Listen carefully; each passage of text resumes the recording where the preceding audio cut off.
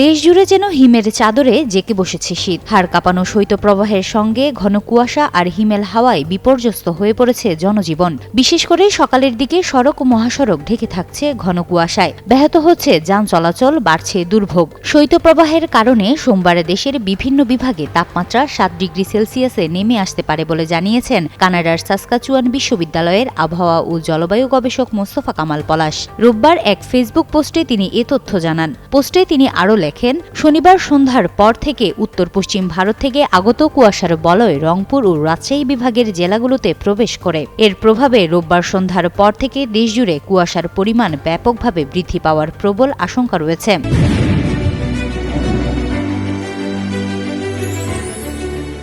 তিনি জানান, সোমবার সকাল 6টার দিকে রংপুর, রাজশাহী ও খুলনা বিভাগের বিভিন্ন জেলায় সর্বনিম্ন তাপমাত্রা 7 থেকে 8 ডিগ্রি সেলসিয়াস পর্যন্ত নেমে আসতে পারে। এছাড়াও সোমবার সকালে রংপুর, রাজশাহী, ময়মনসিংহ ও ঢাকা বিভাগের বেশিরভাগ জেলায় দুপুর 2টার আগ পর্যন্ত সূর্যের আলো দেখা যাওয়ার সম্ভাবনা খুবই কম বলেও জানান এই আবহাওয়াবিদ। তিনি আরও জানান, খুলনা, বরিশাল ও সিলেট বিভাগের জেলাগুলো এবং চট্টগ্রাম বিভাগের বিভিন্ন এলাকায় সকাল 10টার আগ পর্যন্ত সূর্যের দেখা মিলবে না বললেই চলে।